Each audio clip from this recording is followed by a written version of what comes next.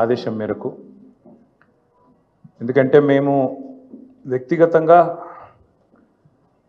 ఎన్ని దూషణలైనా పడతాము, ఎన్ని తిట్లైనా తింటాము, ఎన్ని అవమానాలైనా సహిస్తాం. కానీ గత సంవత్సరన్నర కాలంగా మమ్మల్ని నోటికొచ్చిన బూతులు మాట్లాడినా, నోటికొచ్చిన పద్ధతిలో దూషించిన, చివరికి మా నాయకుడి చావును కోరుకుంటూ నికృష్టపు రోత మాటలు మాట్లాడినా మేము భరించుకున్నాం, సహించుకున్నాం, కోపాన్ని తమాయించుకున్నాం, పంటి బిగువున బరాయించుకుంటూ వస్తున్నాం.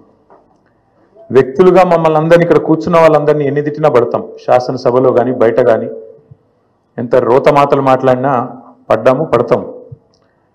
కానీ వేల మంది త్యాగాలతో, దశాబ్దాల పోరాటాల ఫలితంగా,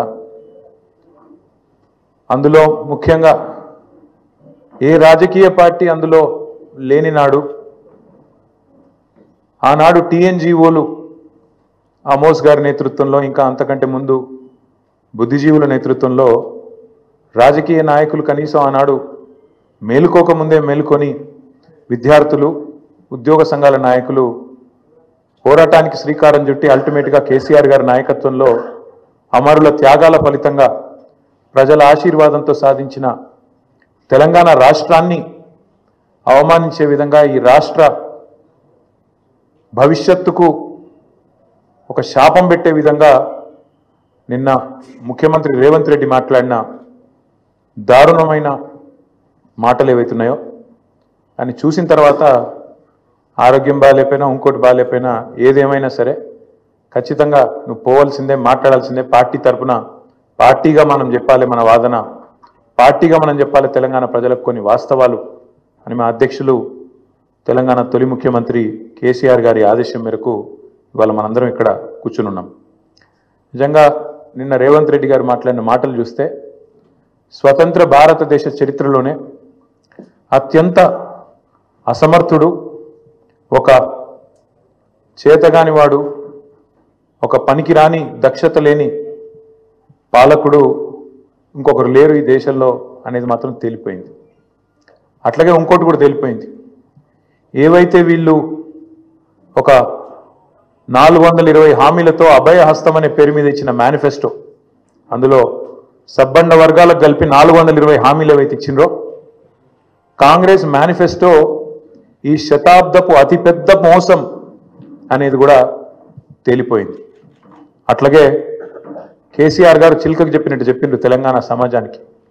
ఢిల్లీ పార్టీలను నమ్మితే 60 ఏళ్ళు గోసపడ్డం, మళ్ళా మోసపోతే ఢిల్లీ పార్టీల చేతుల్లా మళ్ళా గోసపడతాం, మళ్ళా ఆగమవుతాం అని చిలుకకు చెప్పినట్టు 100 సభలు మాట్లాడితే ప్రతి సభలో తెలంగాణ సమాజానికి ఒక అన్నగా, ఒక సోదరుడిగా, ఒక తండ్రిగా వారు చెప్పడం జరిగింది. ఆనాడు ఎన్నికల నాడు కేసీఆర్ గారు చెప్పిన ప్రతి మాట, ఢిల్లీ పార్టీలను నమ్మితే ఆగమైతే తెలంగాణ అని చెప్పిన మాట అక్షర సత్యం అని చెప్పి ఇవాళ రుజువు అయింది. ముఖ్యమంత్రి గారు మాట్లాడుతూ నన్ను ఎవరు నమ్ముతలేరు, అప్పు ఉడతలేదు, ఢిల్లీకి వెళ్తే దొంగను చూసినట్టు చూస్తుండ్రు, అపాయింట్మెంట్ కోసం పోతే చెప్పులు ఎత్తుకపోతాడేమో అని భయపడుతున్నారు. నాకు తెలిసి అయితే నాకు దగ్గర 48-49 ఏళ్ళు ఉన్నాయి. నేను కూడా రాజకీయాలను ఒక 35 ఏళ్ళకి వెళ్ళి చిన్నప్పటి నుంచి పేపర్లు చదివే అలవాటు ఉంది, టీవీ చూసే అలవాటు ఉంది, రాజకీయ కుటుంబంలో పుట్టినా కాబట్టి దగ్గర నేను కూడా ఒక 10-15 మంది ముఖ్యమంత్రులు వాళ్ళ నడవడిక, వాళ్ళ మాట తీరువన్నీ చూసినాను. నాకు పక్కన చాలా మంది విశేషమైన అనుభవం కలిగిన వాళ్ళు ఉన్నారు. కానీ బహుశా ఇంత దివాలా కోరు మాటలు మాత్రం బహుశా ఈ దేశ చరిత్రలనే ఏ రాజకీయ నాయకుడు కూడా మాట్లాడలేదు. ముఖ్యమంత్రి కాదు, ఏ రాజకీయ నాయకుడు కూడా మాట్లాడలేదు. ఒక్క మాటలో చెప్పాలంటే రేవంత్ రెడ్డి గారు నిన్న నాకు పరిపాలన చేత కాదు అని కాడి వాడేసిండని చెప్పక తప్పదు. చాలా స్పష్టంగా కాడి వాడేసి నాతో కాదు అని చేతులు ఎత్తేసిండు. ఇక అయిపోయింది, నాతో కాదని నిన్న స్పష్టంగా చెప్పిండు. కానీ వారితో పాటు ఈ రాష్ట్ర ప్రజలకు కొన్ని వాస్తవాలు చెప్పాలి కాబట్టి, మా బాధ్యత కాబట్టి చెప్పాలనుకుంటా ఉన్నాం. ఎక్కడ పోయినా దొంగలాగా చూస్తున్నారు అంటున్నాడు ముఖ్యమంత్రి. మరి దొంగను దొంగలెక్క కాకపోతే ఎట్లా చూస్తారు? దొంగను దొంగలెక్కనే చూస్తారు. నోట్ల కట్టలతో దొరికిపోయిన దొంగను ఖచ్చితంగా దొంగనే అంటారు, దొంగనే చూస్తారు. ఒక విశ్వసనీయత లేని ఓటుకు నోటు దొంగను కాంగ్రెస్ అనే ఒక ఎర్రి పార్టీ గుడ్డిగా నమ్మి సీఎం చేసింది. కానీ ఖచ్చితంగా దేశంలో మిగతా వాళ్ళు మాత్రం నమ్ముతలేరు. మోసగాళ్లను దొంగలను దొంగలే అంటారు ముఖ్యమంత్రి గారు. ఖచ్చితంగా అది ఈ రోజు కాదు, చివరి రోజు దాకా కూడా నీ పరిస్థితి అదే ఉంటుంది, యాద పెట్టుకోని చెప్తున్నా. తప్పు చేసింది దొంగ చేతికి తాళాలు ఇచ్చి కాంగ్రెస్ పార్టీ రాహుల్ గాంధీ గారు. ఈరోజు మే 6, 2025 నేను మీ అందరు గుర్తు చేస్తున్నా, సరిగ్గా 3 సంవత్సరాల కిందట ఇదే రోజు మే 6, 2022 నాడు రాహుల్ గాంధీ గారు వరంగల్కి వచ్చినారు. రైతు డిక్లరేషన్ అనే పేరిట ఆ రోజు రాహుల్ గాంధీ గారు చెప్పిన మాటలు 2 లక్షల రుణమాఫీ చేస్తామని, అట్లాగే రైతు భరోసా 15,000కు పెంచుతామని, అట్లాగే కౌలు రైతులకు రైతు బంధు ఇస్తామని, అట్లాగే రైతు కూలీలకు న్యాయం చేస్తామని వ్యవసాయ డిక్లరేషన్లో చెప్పి 3 సంవత్సరాలు దాటింది రాహుల్ గాంధీ గారు. అందుకే నేను అంటున్నా, తప్పు చేసింది రాహుల్ గాంధీ, తప్పు చేసింది ఏఐసిసి. దొంగ చేతికి తాళం ఇచ్చి ఇవాళ తెలంగాణ చేతికి చిప్పవచ్చే పరిస్థితి చేసింది ఖచ్చితంగా ఆల్ ఇండియా కాంగ్రెస్ కమిటీ, ముఖ్యంగా దానికి బాధ్యుడు లీడర్ ఆఫ్ ఆపోజిషన్గా ఉన్న రాహుల్ గాంధీ గారు అని చెప్పి నేను చెప్తా ఉన్నాను. అట్లాగే ఇవాళ ఎందుకు ఈ మాటలు, ఎందుకు ఈ ఫ్రస్ట్రేషన్ అని చెప్పి ఇప్పుడు కొంతమంది మిత్రులు వారితో కలిసి మేము వస్తున్నప్పుడు ఇక్కడికి కమలాకర్ గారు, నేను మాట్లాడుకుంటూ వచ్చినాం, వెంకటరమణారెడ్డి గారు, అట్లాగే మా ప్రశాంత్ రెడ్డి గారు మాట్లాడుకుంటూ వస్తుంటే వారందరూ అన్నది మాట ఒకటే, అధికారంలోకి వస్తామని వాళ్ళు అనుకోలేదు, అడ్డగోలుగా హామీలు ఇచ్చిండ్రు, నోటికొచ్చిన చెత్తవాగుడంతా వాగిండ్రు, ఎవరేం చెప్తుంది రాసుకుంటా వేయిండ్రు, మేనిఫెస్టో అనుకుంటా, ఇవాళ ఏం చేయాలనో తెలుస్తలేదు, వచ్చినాక మొత్తం నాశనం చేసిండ్రు.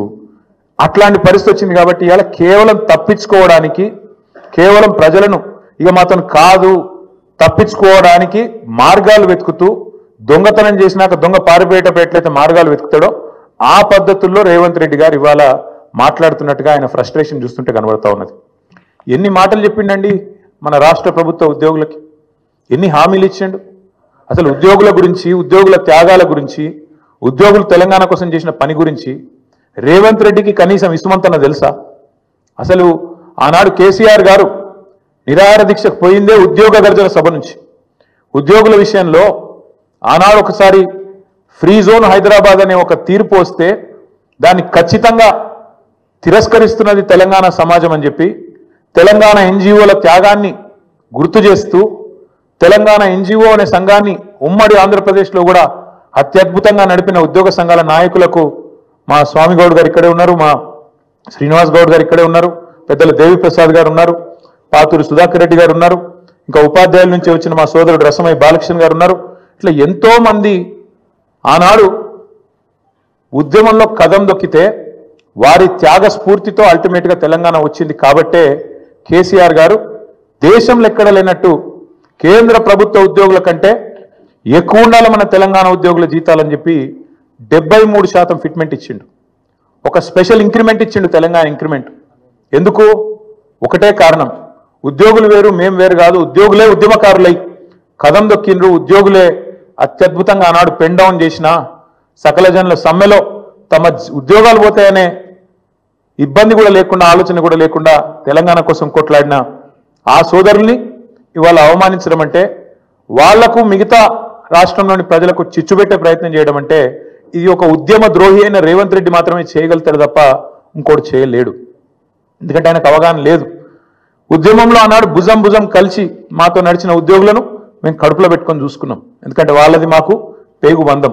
అందుకే ఒక ఉద్యోగ సంఘాల నాయకుడు మంత్రి అయిండు, మరొక నాయకుడు కౌన్సిల్ చైర్మన్ అయిండు, ఇంకొక నాయకుడు బ్రహ్మాండంగా ఆనాడు కార్పొరేషన్ చైర్మన్ అయిండు, ఇంకొక నాయకుడు ఎమ్మెల్సీ అయిండు, ఇంకొక నాయకుడు ఎమ్మెల్యే అయిండు, చాలా మంది ఇంకా చాలా మంది పెద్ద పెద్ద హోదాల్లో ఆనాడు ప్రభుత్వంలో ఉన్నప్పుడు వారిని గౌరవించుకున్నది కేసీఆర్ ప్రభుత్వం.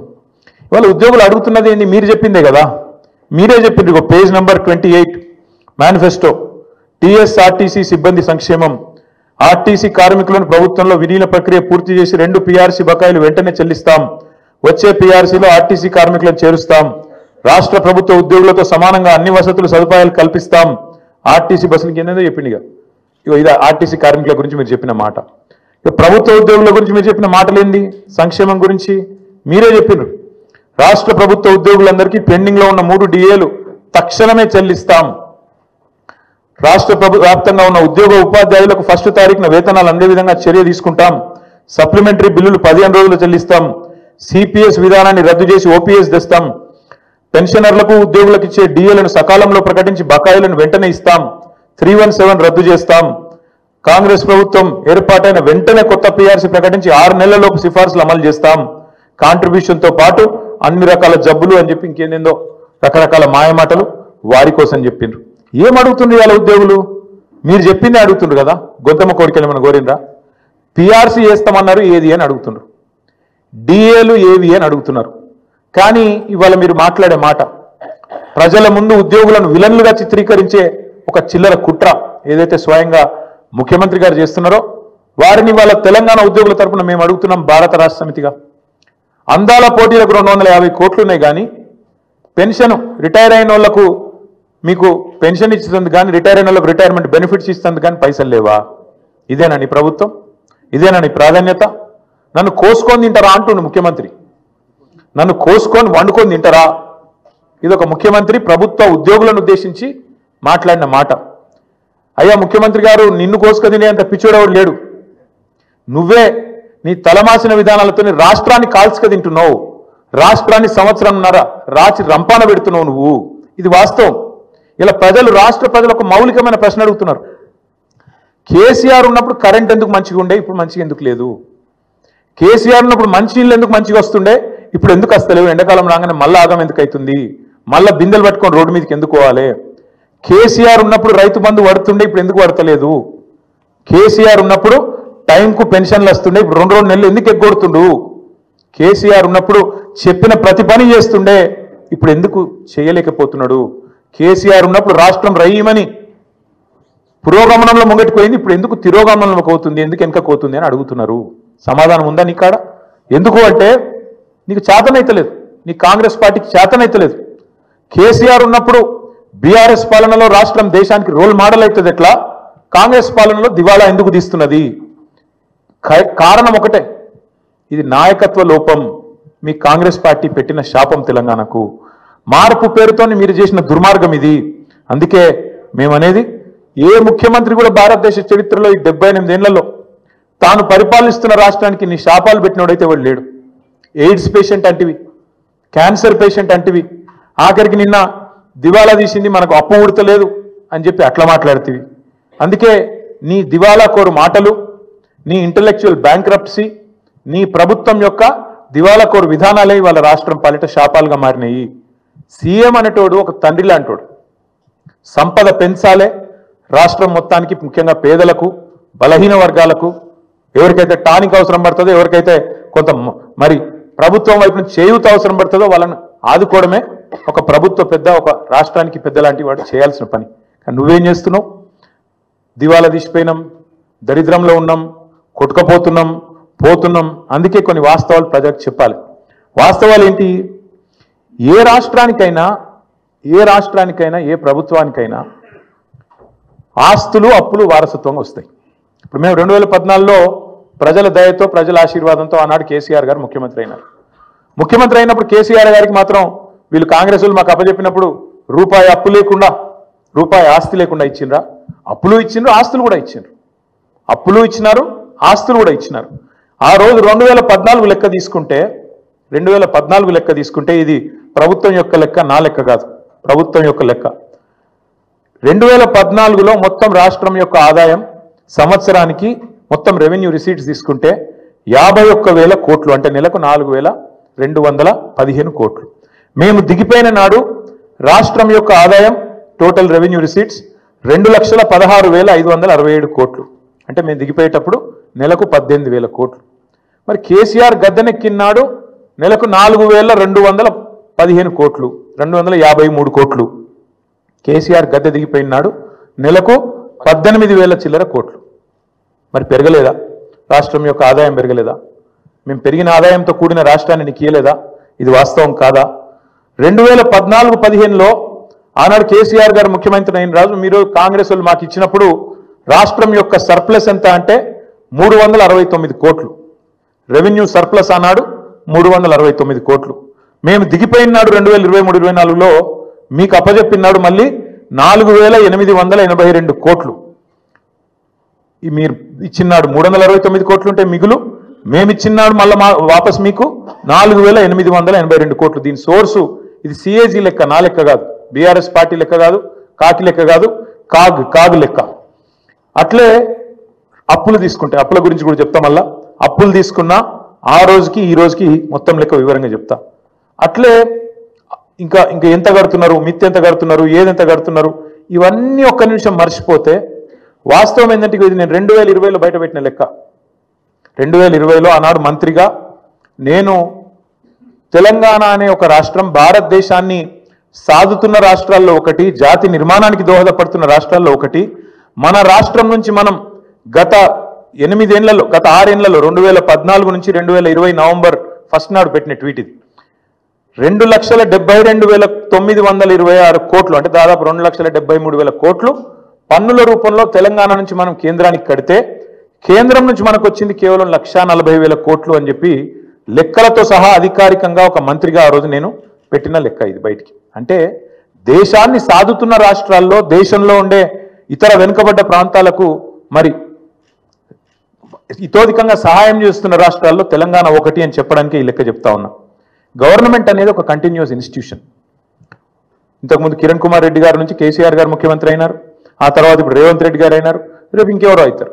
అట్లే గవర్నమెంట్ ఒకరి నుంచి ఒకరికి అధికారం బదలాయింపు జరిగినప్పుడు ఖచ్చితంగా ఆస్తులు వస్తాయి, అప్పులు వస్తాయి, కంటిన్యూస్ ప్రాసెస్. కాబట్టి ఇవన్నీ కూడా సహజంగా జరగాల్సిందే. కానీ ప్రతి ప్రభుత్వం కూడా ఉన్న ఆస్తులు ఎంత, అప్పులు ఎంత, మన వనరులు ఎంత, మన పరిస్థితి ఏంది, మన ఎట్లా సంపద సృష్టించవచ్చు, ఏం చేయొచ్చు, మన విజన్ ఏంది ఆలోచించుకొని నిర్మాణాత్మక చర్యలు కార్యక్రమాలు తీసుకొని ముంగటికి పోతుంది.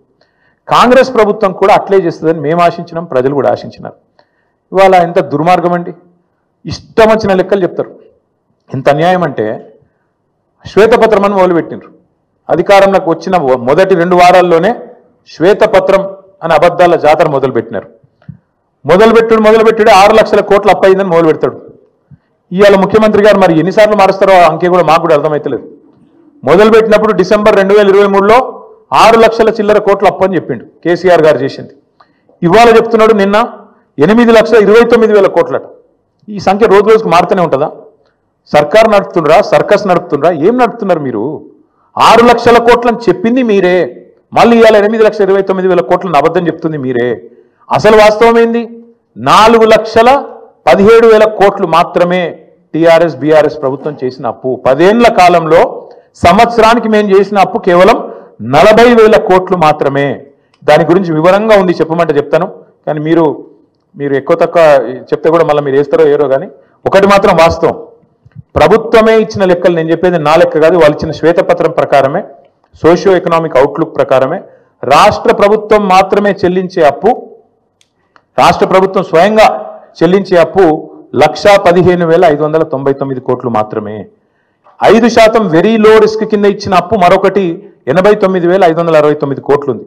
దీనికి ప్రభుత్వం గ్యారంటీ ఇస్తుంది కానీ కార్పొరేషన్ వాళ్ళే కట్టుకుంటారు, వెరీ లో రిస్క్. అందుకోసమే అది మొత్తం తీసుకుంటే కూడా 4,478 కోట్లు మాత్రమే.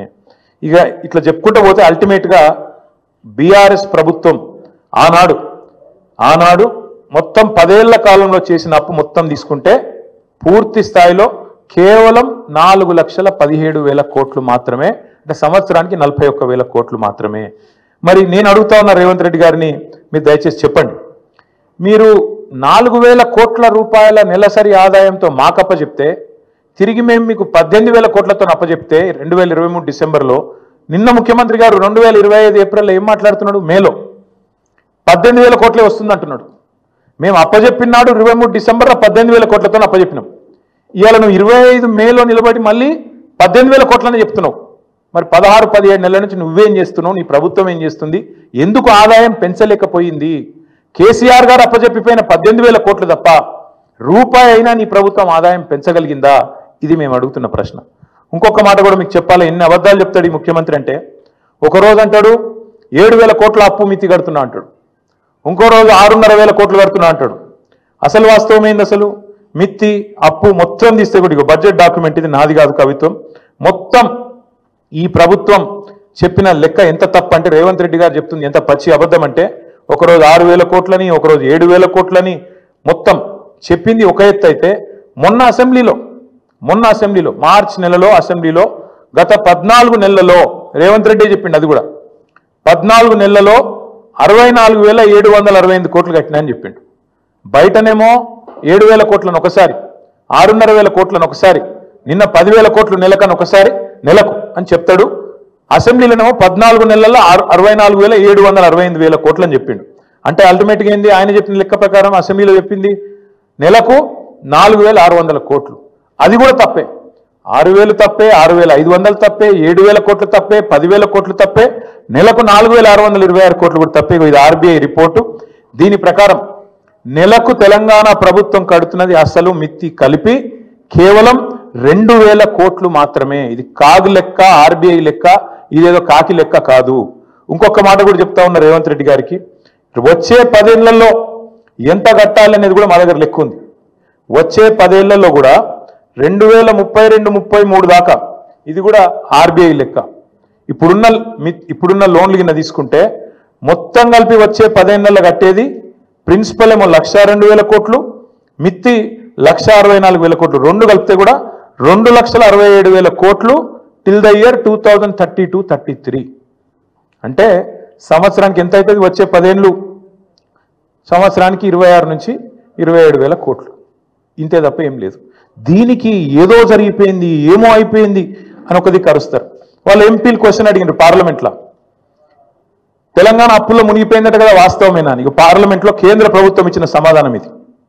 మొత్తం 28 రాష్ట్రాలు ఉంటే తెలంగాణ 24వ ర్యాంకులో ఉంది. అప్పులు జిఎస్డిపి నిష్పత్తి తీసుకుంటే చాలా ఆరోగ్యకరమైన పరిస్థితి ఉంది తెలంగాణది. 24th ర్యాంక్ తెలంగాణదని చెప్పి కేంద్ర ప్రభుత్వం స్వయంగా పార్లమెంట్లో ఇచ్చిన లిఖితపూర్వకమైన సమాధానం. మరి ఎవరు అబద్ధం చెప్తున్నారు, ఎవరు నిజం చెప్తున్నారు? దయచేసి ప్రజలు కూడా ఆలోచించాలని మేము కోరుతా ఉన్నాం. గడిచిన 10 ఏళ్లలో తలసరి ఆదాయంలో భారతదేశంలో నెంబర్ 1 చేసిండ్రు కేసీఆర్ గారు తెలంగాణ. మాకు అప్పజెప్పిపోయినాడు కిరణ్ కుమార్ రెడ్డి గారు. తెలంగాణ అనే రాష్ట్రం 12వ స్థానంలో ఉండే తలసరి ఆదాయంలో, కానీ మేము దిగిపోయినాడు నెంబర్ 1 స్థానానికి తీసుకుపోయింది కేసీఆర్ ప్రభుత్వం కాదా? అట్లాగే ఆర్థికంగా రాష్ట్రాన్ని పరుగులు పెట్టించి దేశంలోనే అగ్రగామిగా తయారు చేసి బంగారు పల్లెంలో పెట్టి నీకు అధికారం అప్పచెప్తే 17 నెలల కాలంలోనే అస్తవ్యస్తం చేసింది నువ్వు కాదా? అస్తవ్యస్తం చేసినావని ఉత్తగానే అంటలేను నేను. ఒక్క చిన్న ఎగ్జాంపుల్ మీకు చెప్తా. స్టాంప్స్ అండ్ రిజిస్ట్రేషన్ 4 ప్రధానమైన ఆదాయ వనరులు ఉంటాయి ఒక రాష్ట్ర ప్రభుత్వానికి. సొంత పన్నుల రూపంలో వచ్చే ఆదాయం తీసుకుంటే 4 హెడ్స్ ఉంటాయి. ఒకటి స్టాంప్స్ అండ్ రిజిస్ట్రేషన్, అంటే మనం ఫ్లాట్ కొన్నప్పుడు కానీ, ప్లాట్ కొన్నప్పుడు కానీ, ల్యాండ్ కొన్నప్పుడు కానీ కడతాం కదా ప్రభుత్వానికి స్టాంప్ డ్యూటీ, అది. రెండవది వెహికల్ సేల్స్, అంటే బండి కొన్నప్పుడు కట్టే పన్ను. మూడవది నువ్వు రోజు కొనుక్కునే కూరగాయలు కానీ, నువ్వు రోజు కొనుక్కునే పప్పు ఉప్పు కానీ దాని మీద కట్టే పన్ను జిఎస్టీ రూపంలో వస్తుంది ప్రభుత్వానికి. నాలుగవది లిక్కర్ మీద వచ్చే ఎక్సైజ్ ట్యాక్స్.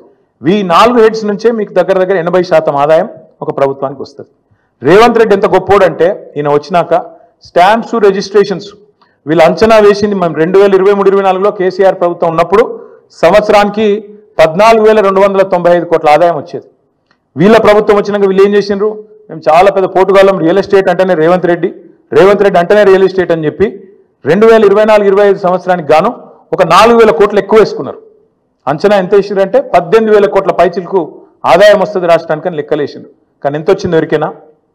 14,000 కోట్లు మాత్రమే వచ్చింది. గత సంవత్సరం కంటే తగ్గింది. ఎందుకు తగ్గింది మరి? ఎందుకంటే మీ తప్పుడు నిర్ణయాలు, మీ తప్పుడు ఆలోచనలు.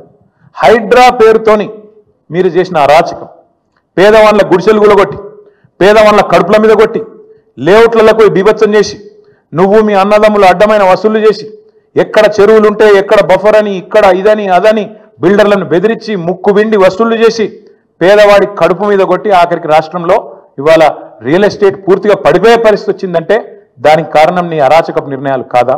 ఇది వాస్తవం కాదా? స్వయంగా ప్రధానమంత్రి వచ్చి అన్నాడు ఆర్ఆర్ ట్యాక్స్ వసూలైతుంది ఇక్కడ అని, రాహుల్ రేవంత్ ట్యాక్స్. ఇది వాస్తవం కాదా? ఇలా బిల్డర్ దగ్గర స్క్వేర్ ఫీట్కి 200 రూపాయలు వసూలు చేస్తున్నమాట వాస్తవం కాదా? మరి కాదంటే నువ్వు ప్రధానమంత్రి మీద కేసు పెట్టి ఆ మాట అన్నందుకు. ఎందుకంటున్నా అంటే ఇట్లాంటి పనికిమాలిన పనులు చేయబట్టి ఇవాళ స్టాంప్స్ అండ్ రిజిస్ట్రేషన్ తగ్గింది. జిఎస్టీ ఆదాయం కేసీఆర్ గారు ఉన్నప్పుడు 10 నుంచి 12% ఎన్నడూ తగ్గలే. 10 to 12% గ్రోత్ రేట్ ఎన్నడూ తగ్గలే. GST growth every year on year 10 to 12% పెరుగుతుండే. కానీ రేవంత్ రెడ్డి వచ్చిన తర్వాత ఒకటే సంవత్సరంలో 0% గ్రోత్ రేట్తో 28 రాష్ట్రాల్లో అట్టడుగున ఉన్నది ఇవాళ తెలంగాణ. ఇది వాస్తవం కాదా? నీ వల్ల ఈరోజు ఈ రాష్ట్రంలో క్రయ విక్రయాలు తగ్గినాయి, జిఎస్టీ పడిపోయింది. ఈ గణాంకాలు వాస్తవం కాదా? ఇది కాగ్ రిపోర్ట్లో వచ్చిన మాట వాస్తవం కాదా? నువ్వు స్వయంగా స్టేషన్ గన్పూర్ మీటింగ్లో చెప్పలేదా?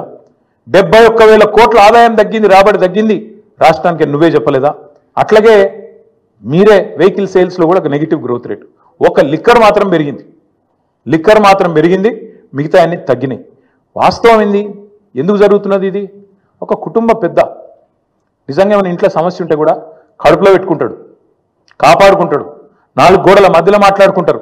కానీ బజార్లో పడి మా రాష్ట్రం దివాలా తీసింది, మా రాష్ట్రం సంకనాకిపోయింది, మా రాష్ట్రం పూర్తిగా ఎయిడ్స్ పేషెంట్, క్యాన్సర్ పేషెంట్ అని ఎవడన్నా మాట్లాడతాడా?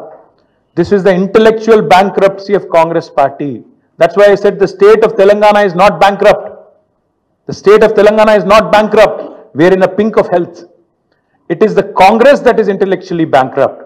It is Revanth Reddy who is morally bereft. అంతే తప్ప తెలంగాణకి ఏం కాలే. ఒక కుటుంబంలో సమస్య ఉన్నా బయట చెప్పుకోము, బయట పడం బజార్లో.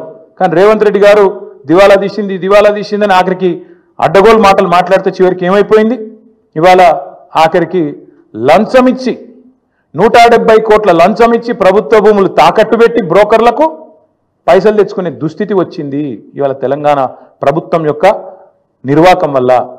నేను ఇంకా గమ్మత్తైన మాట, నేను ఇంట్లో ఉన్నా, ఇక నేను రెస్ట్లో ఉన్నా, నేను వీడియో చూసి పరిశాన్ అయినా, ఇట్లా కూడా మాట్లాడచ్చా అని. ఢిల్లీకి పోతే అపాయింట్మెంట్లు ఇస్తలేరు, చెప్పులు ఎత్తుకపోతారేమో అని చెప్పి కలుస్తలేరు అన్నాడు. అమ్మతోడు చెప్తున్నా ఈ మాట, నేను ఎవరు చెప్పులు ఎత్తుకపోతారట. అంటే చెప్పులు ఎత్తుకపోయే వాళ్ళు వేరే పార్టీలు ఉన్నారు ఇక్కడ, అది వాళ్ళ కథ వేరు. చెప్పులు ఎత్తుకపోవడం నాకు అర్థం కాదు. ఢిల్లీకి పోతే అపాయింట్మెంట్లు ఇస్తలేరు, ఎవరు ఇస్తలేరు? రాహుల్ గాంధీ ఇస్తలేడు, వరకు కరెక్టే. నీకు ఇయర్ కూడా ఎట్లు ఇస్తారు? నీకు తెలిసిపోయింది నీ కథ అంతా.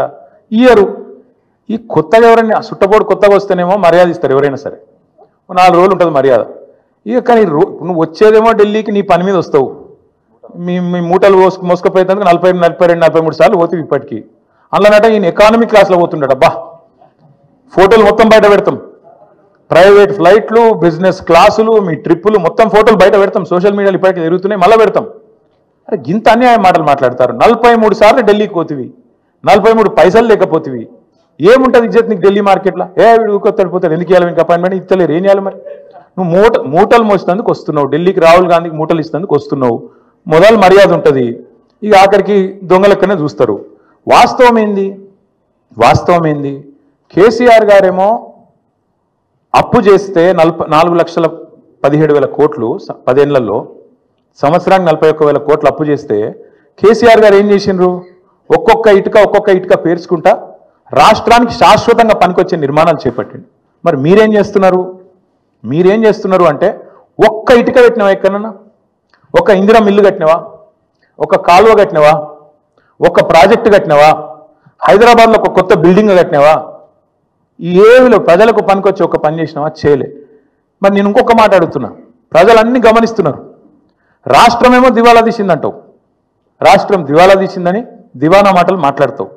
మరి మీ కుటుంబం ఆస్తులు ఎట్లా పెరుగుతున్నాయి? అనుముల రేవంత్ రెడ్డి గారి కుటుంబం ఆస్తులు ఎట్లా పెరుగుతున్నాయి? నువ్వు అదన్నా చెప్పు సీక్రెట్ మాకు. మీరు ముఖ్యమంత్రి కాగానే మీ అనుముల ఫార్ములా సీక్రెట్ సాస్ ఏదైతుందో అదే మా ప్రభుత్వానికి మొత్తం ప్రజలకు కూడా చెప్తే మంచిది కదా. ముఖ్యమంత్రి అయిన 6 నెలల లోపలనే మీ అన్న అనుముల జగదీశ్వర్ రెడ్డి గారు 1000 కోట్ల పెట్టుబడి పెడతా అని మీతో ఒప్పందం కుదుర్చుకుంటాడు. స్వచ్ఛ బయో అనే కంపెనీ వస్తుంది, 1000 కోట్ల పెట్టుబడి పెడతా అని ఆయన ముంగట్టుకొస్తాడు. మీ అల్లుడు వెంకట నరసింహారెడ్డి అనుకుంటా ఆయన పేరు, ఇంకేదో ఉన్నది పేరు, ఆయన కొన్ని 1000 కోట్లతోని ఫార్మా కంపెనీ పెడతా అని చెప్పి లగచర్లకు వస్తాడు. దానికోసం నువ్వు మళ్ళీ అక్కడ మీ కొడంగల్లో రైతుల భూములు గుంజుకుంటావు. ఎక్కడికి వెళ్ళి వచ్చినాయి 1000 కోట్లు? మీ అన్నకు, మీ అల్లుడికి. మీ అల్లుడు వారి తండ్రి మీ వియ్యంకుడు మొన్ననే కదా, ఎక్కువ రోజులు కూడా కాలే, మీ వియ్యంకుడు మొత్తంగా అప్పుల్లో ఉండే కంపెనీ మొత్తం అప్పు రైట్ ఆఫ్ అయిపోయింది. మీరు అధికారంలోకి రాగానే మీ వియ్యంకుడి కంపెనీ యొక్క అప్పులన్నీ రైట్ ఆఫ్ అయిపోయినాయి కేంద్ర ప్రభుత్వం దయతోని. మీ జూబ్లీ హిల్స్ ప్యాలెస్ ఏదైతే ఉన్నది, ఇలా రేవంత్ రెడ్డి గారు ఎక్కడి నుంచి అయితే వర్క్ ఫ్రమ్ హోమ్ చేస్తున్నాడో 3 ఇంతలు పెరిగింది, పెద్దమ్మ గుడి దాకా వచ్చిందట. ఇంకొద్దిగా అయితే యువతలకు వస్తుందేమో. 2000 ఎకరాలు కొన్నాడు 4th సిటీ దగ్గర. మొత్తం వెల్దండ నుంచి మొదలు పెడితే 4th సిటీ దాకా 2000 ఎకరాలు వీళ్ళ బినామీలు, వీళ్ళ కుటుంబ ఆస్తులు పెరిగినాయి. 10 లక్షలు కూడా పెట్టుబడి లేని నీ బామ్మర్ది సృజన్ రెడ్డి 1137 కోట్ల కాంట్రాక్ట్ వచ్చింది. నీ అల్లుడు ఆస్తి పెరుగుతుంది, నీ బామ్మర్ది ఆస్తి పెరుగుతుంది, నీ కొండలరెడ్డి ఆస్తి పెరుగుతుంది, తిరుపతి రెడ్డి ఆస్తి పెరుగుతుంది, నీ వియంకున అప్పులు రైట్ ఆఫ్ అవుతాయి, నీ ఇల్లు 3 ఇంతలు పెరుగుతుంది. కానీ రాష్ట్రం మాత్రం సంకనాకిపోతుంది, దివాలా అయిపోతుంది. ఎట్లయితుంది మరి ఇది? అందుకే మేము అంటున్నాం, ఈ సీక్రెట్ అంతా చెప్పండి మాకు కూడా, రాష్ట్రానికి చెప్పండి. మీ అన్నదమ్ములు, మీ కుటుంబ సభ్యులు, వాళ్ళ అప్పులు, వాళ్ళ ఆస్తుల గురించి కూడా చెప్పు. ఎట్లా పెడుతున్నారు సడన్గా పెట్టుబడులు పెద్ద ఎత్తున? అవి కూడా బయట పెట్టు. తెలంగాణ ఆస్తులు తగ్గుతున్నాయి ఎట్లా, అనుమూల కుటుంబం ఆస్తులు పెరుగుతున్నాయి ఎట్లా ఖచ్చితంగా చెప్పాలి. కేసీఆర్ గారు తెచ్చిండు, ఎస్ 4,17,000 కోట్ల అప్పు తెచ్చిండు. ఏం చేసిండు కేసీఆర్? ఒక కాళేశ్వరం కట్టిండు, శాశ్వతంగా తెలంగాణకు కల్పతరువు లాంటి ప్రాజెక్టు కట్టి తెలంగాణను పంజాబ్ కంటే హర్యానా కంటే ముంగట నిలబెట్టిండు. వరి ధాన్యం ఉత్పత్తిలో నంబర్ 1 చేసిండు భారతదేశంలో కేసీఆర్. 90% పాలమూరు వలసల జిల్లాగా పేరుపడ్డ పాలమూరు రంగారెడ్డి ఎత్తిపోతల పథకాన్ని 90% పూర్తి చేసి ఒక పంపు కూడా అంజేసి మీ చేతుల్లో పెట్టిండు. 17 నెలలైంది, ఆ మిగతా 10% కూడా పూర్తి చేయలేని అసమర్థుడివి నువ్వు. కేసీఆర్ గారు అప్పు చేసిండు, కానీ ఇంటింటికి నల్లా పెట్టి నీళ్ళు ఇచ్చిండు. దగ్గర 30,000 కోట్లతోనే ఆ ప్రాజెక్టు పూర్తి చేసిండు. నువ్వు కనీసం ఆ ప్రాజెక్టును నడపలేకపోతున్నావు. ఎస్ కేసీఆర్ అప్పు చేసిండు. దేనికోసం చేసిండు? 1,00,000 కోట్లు పెట్టి తెలంగాణ ఏదైతే విద్యుత్ లోటుతోని ఆగమాగమైతుండేనో ఆ విద్యుత్ లోటుతో ఆగమాగమైన తెలంగాణను ఇలా 24 గంటల వెలుగు జిలుగుల తెలంగాణగా కేసీఆర్ గారు మార్చిండు. కేసీఆర్ గారు అప్పు చేసిండు. రైతు బంధు అనే పథకం పెట్టి రైతుల ఖాతాల్లో 70 లక్షల మంది రైతుల ఖాతాల్లో 73,000 కోట్ల రూపాయలు వాళ్ళ ఖాతాలు వేసిండు. కేసీఆర్ అప్పు చేసిండు. 29,000 కోట్ల రైతుల అప్పు తీర్చిండు. కేసీఆర్ అప్పు చేసిండు. 24 గంటల ఉచిత కరెంటు రైతులకు ఇచ్చి 60,000 కోట్ల వాళ్ళ భారాన్ని తాను తీసుకున్నాడు. ఎస్ కేసీఆర్ అప్పు చేసిండు. హైదరాబాద్లో 36 ఫ్లైఓవర్లు కట్టిండు. కేసీఆర్ అప్పు చేసిండు. హైదరాబాద్ మెట్రో మొదటి దశ పూర్తి చేసిండు. కేసీఆర్ అప్పు చేసిండు. ఒక అఖండమైన సెక్రటేరియట్ కట్టిండు, శాశ్వతంగా తెలంగాణ ప్రజల ఆస్తి. ఒక అద్భుతమైన 125 అడుగుల ఎత్తైన డాక్టర్ బాబాసాహెబ్ విగ్రహం పెట్టిండు. కేసీఆర్ అప్పు చేసిండు. తెలంగాణ అమరులకు అమరజ్యోతి అద్భుతమైన ఒక స్తూపాన్ని నిర్మాణం చేసిండు. కేసీఆర్ అప్పు చేసిండు. 32 మెడికల్ కాలేజీలు పెట్టిండు. 32 నర్సింగ్ కాలేజీలు పెట్టిండు. కేసీఆర్ అప్పు చేసిండు. 1022 గురుకుల పాఠశాలలు పెట్టిండు. కేసీఆర్ అప్పు చేసిండు. ఊరూరికి రైతు వేదిక కట్టిండు. ఊరూరికి నర్సరీ పెట్టిండు. ఊరూరికి డంపింగ్ యార్డ్ కట్టిండు. వైకుంఠ ధామం కట్టిండు. ప్రకృతి వనం కట్టిండు. నువ్వు పీకింది ఏంది చెప్పు? కలెక్టరేట్లు కూడా కట్టిండు. 32 జిల్లాలు కట్టిండు. నువ్వేం చేసినావు? 1,70,000 కోట్ల. నేను చెప్పమంటే ఇంకో గంట చెప్తా కేసీఆర్ ఏం చేసిండు. మీరేం చేశారు? నువ్వు రోజు కూర్చొని అందాల పోటీలు రివ్యూ చేస్తున్న పోలీస్ కమాండ్ కంట్రోల్ సెంటర్ కూడా కేసీఆరే కట్టిండు. నువ్వేం చేసినావు? ఈ 17 నెలల్లో ఒక్క రూపాయితో ఒక్క ఇటుక పెట్టి నువ్వు తెచ్చిన 1,70,000 కోట్ల అప్పుతోని ఒక్క మంచి పని ఏమైనా చేసినావా చెప్పు. అందుకే మేము అంటున్నాం. ఇంకా విచిత్రమైన మాట విన్నా. నేను ఎకానమీ క్లాస్లో పోతున్నా, నేను చాలా పద్ధతిగా ఉంటున్నా, 18 గంటలు పని చేస్తున్నా, నన్ను కోసుక తింటరా అయింది. కోసుక తింటేందుకు ఏమైనా కోతాబరి మామిడికాయ అయింది? నాకు అర్థం కాదు. నన్ను కోసుక తింటారా? అర్థం కాని విషయం విచిత్రమైంది. 43 సార్లు వేయిండు. ఒక ముఖ్యమంత్రి అంటే తుత్తనే పోతాడా? గడ్డపారలేక పోడు కదా. ఆయన కూడా 100 మాగదులు, సిబ్బంది, మన్ను మశానం, ఆయన బ్రోకర్లు, వాళ్ళు వీళ్ళు మస్తు మంది పోతారు. 17 నెలల్లో 43 సార్లు నువ్వు ఢిల్లీకి ఎక్కే విమానం, దిగే విమానం, తెచ్చిందైతే ఏం లేదు. పెట్టిన ఖర్చు ఎంత? శ్వేతపత్రం విడుదల చేయి. 17 నెలల్లో నీ మంత్రులు నల్గొండకు పోయితే గిరికెళ్ళి 100 కిలోమీటర్లు పోయితే కూడా షేర్ ఆటో వాడినట్టు వాడుతారు హెలికాప్టర్. చూస్తలేరా మీరు? కొట్టుకుంటారు. ఇంకా భువనగిరి పోతాను, ఎమ్మెల్యేల బర్త్డేలకు హెలికాప్టర్లో పోతాను. వీళ్ళట చాలా పద్ధతిగా నడుపుతున్నారు. షేర్ ఆటో కంటే అధ్వానంగా వాడుతారు వాస్తవంగా. అయితే హెలికాప్టర్ ఉంటే తప్ప హైదరాబాద్ దాటిపోమంటుండే ఒక్కొక్క మంత్రి. ఈ ఎకానమీ క్లాస్ అంటాడు ముఖ్యమంత్రి. నువ్వు ఎక్కే విమానం, దిగే విమానం మేము చూస్తలేమా? అరే ప్రైవేట్ ఫ్లైట్లు, జల్సాలు, 7 విదేశీ యాత్రలు, మీ మంత్రుల హెలికాప్టర్ ట్రిప్పులు విడుదల చేయి, శ్వేతపత్రం విడుదల చేయి. అందుకే అంటున్నాం, అక్కసు వెళ్ళగక్కిన ముఖ్యమంత్రి గారు ప్రభుత్వ ఉద్యోగుల మీద. వాస్తవం ఏంది? ఉద్యోగుల వల్ల దివాలా తీసిందని చెప్పి ఇలా నువ్వు దిక్కుమాలను ప్రచారం చేస్తున్నావు. కష్టపడుతున్న ఉద్యోగస్తులను అవమానించే ప్రయత్నం చేస్తున్నావు. వాళ్ళ కోరికలు గొంతమ్మ కోరికలు అంటున్నావు. నువ్వే కదా చెప్పింది. డిఎల్ ఇస్తా అని చెప్పింది నువ్వు, పిఆర్సీ వేస్తా అని చెప్పింది నువ్వు. కానీ ఇవాళ అడ్డమైన మాటలు మాట్లాడుతుంది నువ్వు. ప్రభుత్వ ఉద్యోగుల కష్టంతో ప్రజల కష్టంతో వచ్చిన ఆదాయాన్ని వస్తే ఆదాయం నీ ఖాతాలు వేసుకుంటావు, ఢిల్లీకి మూటలు పంపుతావు, కానీ ఉద్యోగులను మాత్రం ప్రజల దృష్టిలో చులకన చేసే ప్రయత్నం ఏదైతే చేస్తున్నావో చాలా చాలా దారుణం. ఇది ఉద్యోగ సంఘాలు కూడా ఈ దుర్మార్గపు ముఖ్యమంత్రి యొక్క ఆలోచన విధానాన్ని అర్థం చేసుకోవాలని చెప్పి కూడా నేను కోరుతా ఉన్నా. నువ్వే కదా చెప్పింది ఆశాలకు 18,000 రూపాయలు జీతం పెంచుతా అని చెప్పింది ఎవడు? నువ్వు కాదా? అంగన్వాడీలో జీతం పెంచుతా అని చెప్పింది ఎవడు? నువ్వు కాదా?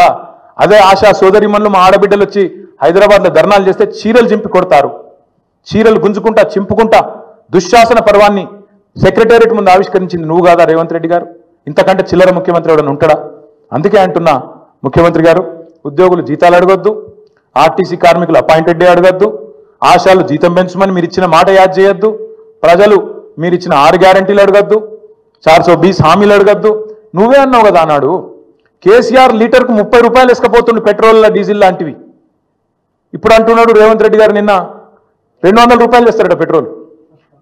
విన్నారో లేదో మరి మీరు? 200 చేస్తారట ఇప్పుడు. అందుకే నేను అంటున్నా ధరలు పెంచుడు కాదు, బుర్ర పెంచుకో, సంపద పెంచి ఆలోచన చెయ్యి, అంతేగాని అడ్డమైన మాటలు కాదు. With great power comes great responsibility. ఒక పెద్ద హోదా వచ్చినప్పుడు ఆ హోదాకు తగ్గే విధంగా ప్రవర్తించే సంస్కారం ఉండాలి, వ్యక్తిత్వం ఉండాలి. ప్రతిపక్ష నాయకుడిని, తెలంగాణ తొలి ముఖ్యమంత్రిని, తెలంగాణ తెచ్చిన నాయకుడిని పట్టుకొని ఆయన సావు నిరంతరం కోరుకుంటావు. నువ్వు ముఖ్యమంత్రివా? ఇంతకంటే హీనమైన మనిషి ఉంటాడు ఇంకోడు? ఎన్నిసార్లు అన్నావు ఇప్పటికీ? ఆ పెద్ద మనిషిని పట్టుకొని 71 ఏళ్ళ పెద్ద మనిషిని పట్టుకొని నోటికి వచ్చినట్టు నీకు సిగ్గు సంస్కారం ఏమైనా ఉందా? ఇలా ఉద్యోగుల మీద పడ్డావు. ఏ ఉద్యోగులైతే అదే కేసీఆర్ ఎంబడి నడిచినరో ఆ ఉద్యోగులను, ఆ ఉపాధ్యాయులను చిన్నగా చేసి చూపెట్టే దిక్కుమాలిన ప్రయత్నం ఏదైతే చేస్తున్నావో, అందుకే నేను అడుగుతా ఉన్నా, నీ కోసం, నీ పార్టీ కోసం, నీ అవసరాల కోసం ఉద్యోగులను మోసం చేయకు. నాకైతే ఏమనిపిస్తుందంటే చివరిగా ఈ ముఖ్యమంత్రి గారి ప్రవర్తన చూస్తుంటే ఆ పాట పెట్టిండు ఎలక్షన్లప్పుడు, ఆనాటి రోజులు తెస్తాడు రేవంత్ అన్న అని. నిజంగానే తెస్తాడు ఆనాటి రోజులు. ఆనాటి రోజులు అంటే ఇక రేపో మాపో ముఖ్యమంత్రి గారు అందరు కలిసి ప్రెస్ మీట్ పెడతారు. ఇక రాష్ట్ర ఆర్థిక పరిస్థితి బాగలేదు, మా పరిస్థితి అసలే బాగలేదు, కాబట్టి ఇక పెండింగ్ డిఏలు కాదు, రిటైర్మెంట్ బెనిఫిట్లు కొత్తవి కాదు, పిఆర్సీ కాదు, మీకు 73% కేసీఆర్ ఏదైతే జీతం పెంచిండో అది వాపసు ఇయ్యండి, జర రికవరీ యాక్ట్ కింద తీసుకుంటాం, వెనుకకు వాపసు ఇవ్వండి, మళ్ళీ పాత రోజులకు పోదాం, ఆనాటి రోజులకు పోదాం, 2014 నాటి రోజులకని గ్యారంటీ అంటాడు. 2000 పెన్షన్ ఏదైతే ముసలిళ్ళకి కేసీఆర్ ఇచ్చిండో ఇక లాభం లేదు, ఆనాటి రోజులకు పోదాం, 200 పెన్షన్ కోదామని చెప్పి అవి కూడా వాపసు తీసుకుంటాడు. అట్లాగే ఇదివరకున్న పరిస్థితి ఏదైతే ఉన్నదో వృద్ధులు, వితంతువులు, ఒంటరి మహిళలు పెన్షన్లు వాపసు ఇవ్వండి, బీడీ కార్మికులు అనే పరిస్థితి వస్తుంది. ఆఖరికి ఏమంటాడు, ఇక ప్రభుత్వం నడపాలంటే నాతను అయితలేదు, ఇక చందాలు వేసుకుని నడపాలి, తలా ఇంత చందా అయ్యిండ్రి ఇస్తే మేము నడుపుతా ప్రభుత్వం, ఇక లేకపోతే అది కూడా నాతను అయితలేదు అని చెప్పి ఎత్తేస్తాడు. అందుకే మా నాయకుడు కేసీఆర్ గారు చెప్పిండ్రు, మొదటి రోజే చెప్పిండు, చిన్న వయసులో అవకాశం వచ్చింది, మంచిగా నడుపు. పరిపాలన అంటే బజార్ భాష మాట్లాడినంత ఈజీ కాదు. ప్రభుత్వాన్ని నడపడం, ఒక రాష్ట్రాన్ని నడపడం అంటే బజార్ భాష మాట్లాడి, లేకు మాటలు మాట్లాడి పైశాచిక ఆనందం పొందడం కాదు. అందుకే యాద్ చేస్తున్నాం మేము, మింగ మెతుకులేదు కానీ మీసాలకు సంపెంగ నూనెనట. ఇదే ముఖ్యమంత్రి గారు ఒక దిక్కేమో ఇట్లా బీదరుపులు అరుస్తాడు, అప్పు ఉడతలేదు, నా బతుకు ఆగమైపోయింది, మార్కెట్లో నాకు ఏమి పతార లేదు, అపాయింట్మెంట్ దొరకలేదు, చెప్పులు ఎత్తుకపోతాడేమో అన్నట్టు దొంగను చూసినట్టు చూస్తుండ్రు అని ఒక దిక్కు చెప్తాడు. ఇంకో దిక్కేమో తెలంగాణ రైజింగ్ ఫ్యూచర్ సిటీ, 1,50,000 కోట్లు మూసి, ఇంకోటేమో 50,000 కోట్లు. నేను అడుగుతున్నా, మింగ మెతుకులేదు కానీ మీసాలకు సంపెంగ నూనెనా? 420 హామీలు ఇచ్చినావు, ఒక్క హామీ అమలు చేసేందుకు పైసలు లేవు, ముసలోళ్ళకు పెన్షన్లు ఇస్తేందుకు పైసలు లేవు, ఆడపిల్లలకు నెలకు 2,500 అంటివి దానికి పైసలు లేవు, స్కూటీలు అంటివి పైసలు లేవు, తులం బంగారం పైసలు లేవు, రైతు బంధుకు పైసలు లేవు, దేనికి లేవు కానీ 1,50,000 కోట్ల సోకులకు మాత్రం ఉన్నాయంట. అందుకే ప్రజలు అడుగుతున్నారు, ఖచ్చితంగా ప్రజల తరఫున మేము అడుగుతున్నాం, వదిలిపెట్టం. ఎట్టి పరిస్థితుల్లో ఈ ముఖ్యమంత్రి గారు నిన్న చేసిన మాటలకు ఒకవేళ నిజంగానే పరిపాలన చేత కాకపోతే తప్పుకో, రాజీనామా పెట్టు, నాతో అయితలేదు, ఢిల్లీకి మూటలు పంపుడు, ఇక్కడ మేనేజ్ చేసుడు నాతో అయితలేదు, ఇక నేను చేతులు ఎత్తేస్తున్నా, నేను కూడా ఐపీ డిక్లేర్ చేస్తున్నా అని వెళ్ళిపో. అంతేగాని రోజు తెలంగాణ రాష్ట్రాన్ని తిడతా ఉంటే మాత్రం ఇక్కడ దాకా ఉపేక్షించడం ఇక మాత్రం ఊరుకోము. కేసీఆర్ గారిని కూడా ఇంకా చివరిసారి చెప్తున్నాం, ముఖ్యమంత్రి గారు, కేసీఆర్ గారిని ఇప్పటిదాకా ఎన్ని మాటలన్నా పడ్డం, ఇక్కడ నుంచి కేసీఆర్ గారిని నువ్వు వ్యక్తిగతంగా దూషిస్తే మాత్రం నీ నాలిక చీరేసే రోజు కూడా వస్తుంది, తప్పకుండా యాది పెట్టుకో. ఎవడు 100 సంవత్సరాల కోసం పుట్టలేదు, ఎవడు 1000 సంవత్సరాలు ఉండడు. పక్కా చెప్తున్నాం, ముమ్మాటికి మళ్ళీ అధికారంలోకి వచ్చేది బీఆర్ఎస్ఏ. నువ్వు చేసిన నీ దిక్కుమాలిన పరిపాలన వల్ల అతలాకుతలమైన రాష్ట్రాన్ని మళ్ళా గాడిన పెట్టే సత్తా ఉన్న నాయకుడు కేసీఆర్ గారు మాత్రమే. అందుకే వాళ్ళ రాష్ట్ర ప్రజలు నీకు చేత కాకపోతే క్షమాపణ చెప్పు, అడ్డమైన హామీలు ఇచ్చినందుకు క్షమాపణ చెప్పి తప్పుకో, అంతేగాని రాష్ట్రాన్ని నిందించడం దూషించడం మానుకోవాలని చెప్పి ఈ అసమర్థ ముఖ్యమంత్రికి చెబుతూ, మిత్రులకు ఏమన్నా ప్రశ్నలు ఉంటే అడగండి, లేదంటే we can conclude. Thank you అన్నా.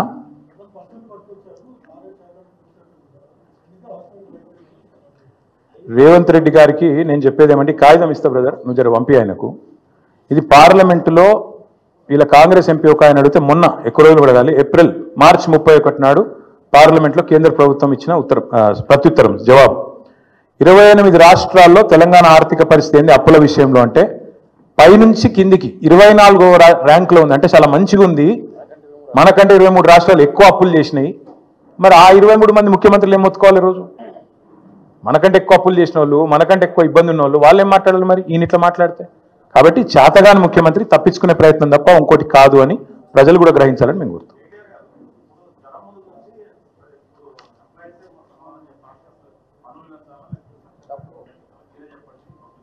మేము ఒకటే చెప్తున్నాం బ్రదర్, మరి ఇవన్నీ హామీలు ఇచ్చే ముందు చేయాలి ఆలోచనలు. ఆ రోజు ఏమన్నారు ఇదే ముఖ్యమంత్రి గారు, డిప్యూటీ సీఎం గారు అన్నాడు, మీకు మరి ఇన్ని హామీలు ఇస్తున్నారు, అడ్డగోలు మాటలు చెప్తున్నారు, ఎట్లా చేస్తారని అడిగితే, మాకు చాలా తెలివి ఉంది, మా పార్టీకి 125 సంవత్సరాల చరిత్ర ఉంది, దేశంలోనే ధనిక రాష్ట్రం తెలంగాణ, కాబట్టి ఉద్యోగులే చేస్తాం, పేదవాళ్ళే చేస్తాం, అన్నీ చేస్తాం, సబ్కే లియే సబ్ కుచ్ కరేంగే, అందరికీ అన్ని.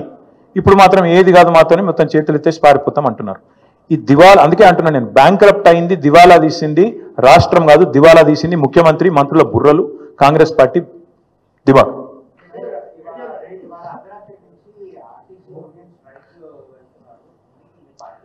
బాధ్యత గల్ల ప్రతిపక్షంగా మేమైతే ఎవరు సమ్మె చేయాలని కోరుకోం, ఎందుకంటే అది పద్ధతి కాదు. మేము బాధ్యత గల ప్రతిపక్షాలు, బాధ్యత గల ప్రతిపక్ష పార్టీగా మేము ఉద్యోగులు సమ్మె చేయాలని కోరుకోము, ఆర్టీసీ సోదరులు కూడా సమ్మె చేయాలని కోరుకోము. ప్రభుత్వాన్ని మేము ప్రార్థించేది, విజ్ఞప్తి చేసేది, డిమాండ్ చేసేది కూడా ఏమంటే, ఖచ్చితంగా మీరు వాళ్ళకి ఇచ్చిన హామీ నెరవేర్చండి. మీరు ఆర్టీసీ ఉద్యోగులకు హామీ ఇచ్చినారు, ప్రభుత్వ ఉద్యోగులకు హామీ ఇచ్చారు, నెరవేర్చండి. వాళ్ళకి ఇచ్చిన హామీ నిలబెట్టమని అడిగి వాళ్ళు ఇవాళ మీరు హామీ ఉల్లంఘిస్తే, వాళ్ళు సమ్మెకు పోయే ఒక అనివార్య పరిస్థితి వస్తే దానికి వాళ్ళని నిందిస్తే ఎట్లా? అందుకని సమ్మెకు పూర్తి స్థాయిలో పోకూడదనే మేము కోరుకుంటున్నాం. ప్రభుత్వం ముందుకొచ్చి పరిష్కరించాలని కోరుతున్నాం. ప్రభుత్వం పరిష్కరించకపోతే ఏం చేయాలో మరి తర్వాత మా పార్టీలో చర్చించి నిర్ణయం తీసుకుంటాం.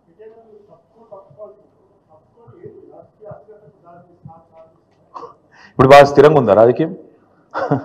ఇప్పుడు రేవంత్ రెడ్డి వచ్చినాక ఏది స్థిరంగా ఉంది బ్రదర్? ఆయన కుర్చీ కూడా స్థిరంగా లేదు నిజంగా చెప్పానంటే. అందుకే 43 సార్లు ఢిల్లీకి ఎక్కే విమానం, దిగే విమానం. ఈ రాష్ట్రంలో ఇప్పుడున్న పరిస్థితి ఏంటంటే, ఏ మనిషి కూడా ఈ రాష్ట్రంలో ప్రస్తుతం సంతోషంగా లేడు. పోనీ రేవంత్ రెడ్డి అన్న సంతోషంగా ఉన్నాడు అంటే నేను ఆయన ఫ్రస్ట్రేషన్ అంటే మాకు డౌట్ వస్తుంది. ఆయన నిజంగా ఆయనలో ఒక అపరిస్థితుడు ఉన్నాడు. నేను అసెంబ్లీలో కూడా చెప్పిన, మళ్ళీ కూడా చెప్తా ఉన్నా. ఒక రాము ఉన్నాడు, ఒక రెమో ఉన్నాడు. ఒకడు అట్లా మాట్లాడతాడు, ఒకటి ఇట్లా మాట్లాడతాడు. ఒకడేమో అప్పు ఉడతలేదు అంటాడు, ఇంకోటేమో 1,70,000 కోట్లు అప్పు చేసిండు, నెలకు 10,000 కోట్లు అప్పు చేస్తున్నాడు. అందుకే ఎవరు కరెక్ట్ మాకు అర్థమైతలేదు. మరి ముఖ్యమంత్రి గారు 18 గంటలు పని చేయబట్టి నేను ఆయన మాట్లాడుతుంటే నాకు ఆశ్చర్యం అనిపించింది. పేపర్లు చూస్తే కానీ తెలియలేదు ఆయనకు సమరం డిక్లేర్ చేసిర్రు అని. ఉద్యోగులు యుద్ధం ప్రకటించిందనేది పేపర్ చూసేదాకా ముఖ్యమంత్రికి తెలియలేదు. మరి 18 గంటలు పనిచేసే ముఖ్యమంత్రికి ఆయన కింద పనిచేసే ప్రభుత్వ ఉద్యోగులలో ఉండే అసంతృప్తి తెలియదా? లేకపోతే ఆయన కింద పనిచేసే ప్రభుత్వ ఉద్యోగులకు ఇచ్చిన హామీలు మర్చిపోయిందా? ప్రభుత్వ ఉద్యోగుల సమ్మె విషయం కానీ, వాళ్ళు చేసే పోరాటం విషయం కానీ పేపర్ చదివితే కానీ తెలియని వ్యక్తికి ముఖ్యమంత్రిగా ఉండే అర్హత ఉందా? నేను అందుకే అడుగుతా ఉన్నా. Thank you.